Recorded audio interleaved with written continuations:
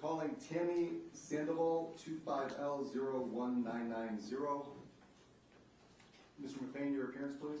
Yes, good morning, Your Honor. Kevin McLean, appearing on behalf of Ms. Sandoval, who is present via video conference at the Livonia Police Department. Ms. Sandoval, tell me your name, please. Tammy Sandoval. And for the prosecution, Mr. Prego, your appearance, please.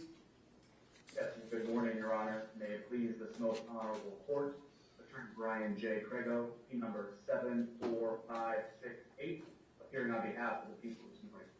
Thank you. Ms. Sandoval, you're before the court today to be arraigned on 6 felony charges. You have the right to remain silent. Anything you say orally or in writing can be used against you in court. You have the right to a preliminary examination. The purpose of that examination is for the prosecution to prove by a probable cause standard that you committed the crimes alleged in the city of Livonia within Wayne County. You have the right to a lawyer during all court proceedings, and you also have the right to a lawyer at public expense if you cannot afford to hire one yourself. You also have the right to a lawyer present during any questioning that you consent to. Do you understand those rights, ma'am? Yes, sir. Okay, I'm going to tell you what the charges are. I'm going to tell you what the penalty for those charges are. It is alleged by the people of the state of Michigan versus Tammy Sandoval that on June 29th of 2025 in the city of Livonia, Michigan, count 1, operating with license suspended, revoked, or denied causing death. That you did operate a motor vehicle upon the intersection of Linden Street and Merriman Road, a highway, while your operator's license was suspended or revoked, and the operation of that vehicle did cause the death of Khalil Robinson, contrary to MCL 257904. That is a felony. It's punishable by up to 15 years in prison and or a fine of $2,500 to $10,000, along with vehicle forfeiture, vehicle immobilization. A defendant may be convicted for each death arising out of the same transaction, and the court may order consecutive sentencing under MCL 769.36. Count 2 alleges operating while license suspended, revoked, or denied causing serious injury. That you did operate a motor vehicle upon the intersection of Linden Street and Merriman, a highway, while your operator's license was suspended or revoked. By the operation of that vehicle did cause the serious impairment of a bodily function to Chloe Robinson, contrary to MCL 257904. That is a felony punishable by up to 5 years in prison and or a fine of $1,000 to $5,000, along with vehicle forfeiture or vehicle immobilization. Count 3 alleges operating while license suspended, revoked, or denied causing serious injury. That you did operate a motor vehicle upon the intersection of Linden Street and Merriman Road, a highway, while your operator's license was suspended or revoked, and by the operation of that vehicle, you did cause the serious impairment of a bodily function to Tia Danae Robinson, contrary to MCL 257904. That is also a felony punishable by up to 5 years in prison and or a fine of $1,000 to $5,000 with vehicle forfeiture or immobilization of the vehicle. Count 4 alleges failure to stop at the scene of an accident when at fault, resulting in death. That you did, being the driver of a blue 2007 Ford Fusion, who caused an accident upon Merriman Road in Linden that was open to the public for travel, and that you knew or had reason to believe that you had been involved in an accident. That you did fail to immediately stop the vehicle at the scene of the accident and remain there until you had complied with the requirements of MCL 257.619, and the accident resulted in the death of Khalil Robinson, contrary to MCL 257.6173. That is a felony punishable by up to 15 years in prison and or a fine of up to $10,000. A defendant may be convicted for each death arising out of the same transaction, and the court may order consecutive sentencing. Count 5 alleges failure to stop at the scene of an accident resulting in serious impairment or death.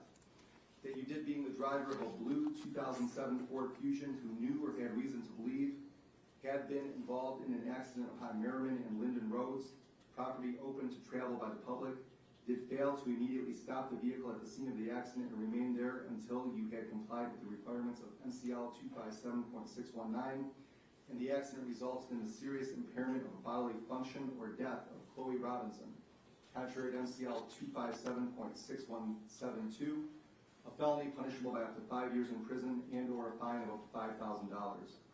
Count 6 alleges failure to stop at the scene of an accident resulting in serious impairment or death, being the driver of a blue 2007 Ford Fusion who knew or had reason to believe that you had been involved in an accident upon Merriman and Linden Roads open to travel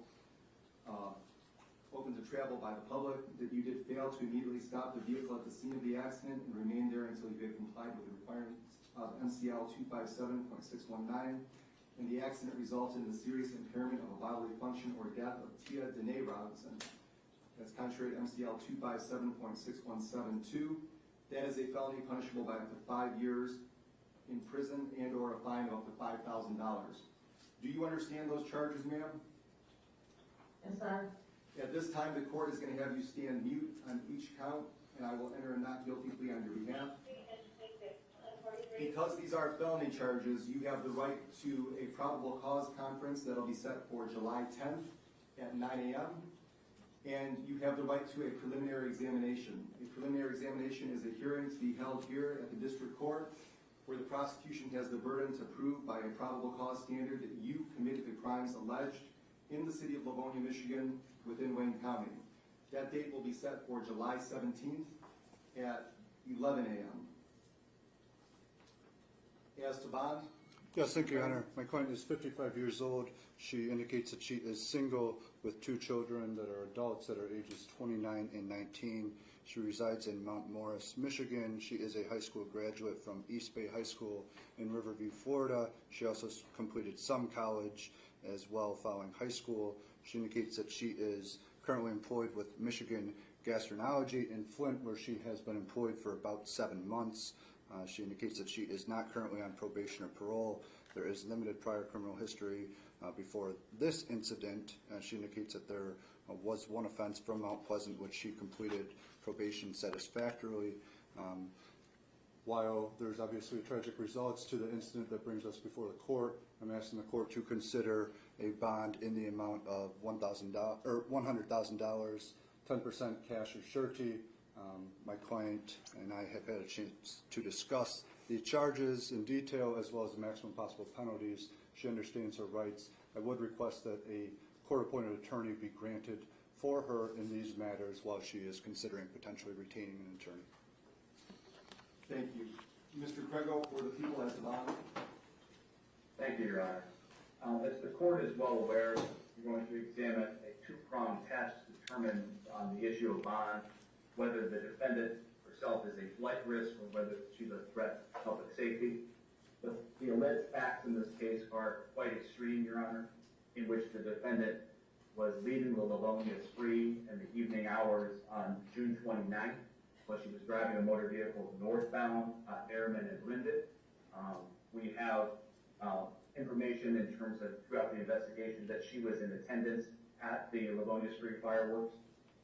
And when she approached the intersection, she entered the intersection at a flashing yellow while 3 individuals were attempting to cross from Linden along going eastbound on Linden.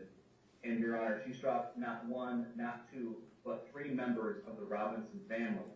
And one of the individuals, young Khalil Robinson, passed away as a result of his injuries. He was 3 years of age, set to turn 4 in the month of August. His twin sister was also injured, Chloe Robinson.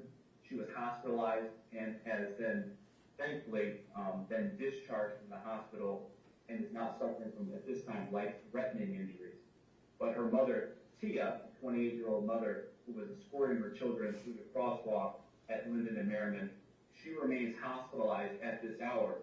And I've had conversations with the Robinson grandparents, Regina and Michael Robinson. Tia continues to fight for her life and has undergone extensive surgeries to relieve severe head trauma and swelling on her brain, removing portions of her skull. So she continues to fight for her life in terms of these very serious injuries. And after striking these individuals in the roadway, the defendant in this case, we allege, did not stop. She did not call 911. She did not render any aid. She simply drove off. And she drove all the way home to Mount Morris. She went past the Livonia Police Department, which was 1.5 miles from this location, and she likely went past numerous police stations as she drove over 70 miles home outside the metro area north of Flint to Mount Morris. She's driving on a suspended license, Your Honor, and she has left the scene in this particular case. Brother counsel has alluded to some of the criminal history that resulted in the suspension of her driving. That's from the conviction at the 76th District Court in Mount Pleasant back on October the 21st of the year 2024. Her license is in fact suspended for a failure to consent to a roadside PDT, and her license is currently suspended as of through August 30th of 2025. In addition to the impaired driving conviction, he has a crash that was reported with 2 injured individuals in Mount Morris back in November the 14th of 2024, and a third crash on December 3rd. Thankfully, no injuries were reported. So when you look at the totality of the alleged conduct in this particular case, I would ask that this honorable court consider a bond in the amount of $500,000 cash or surety with no 10% privilege.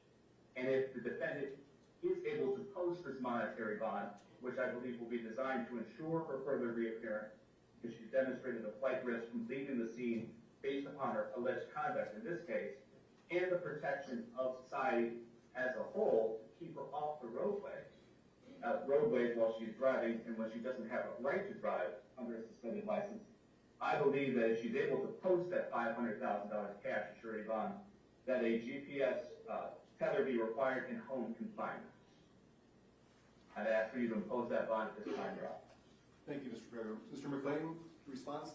Your Honor, without getting into the facts of the case too much, I've had a chance to review the investigator's report in the court file.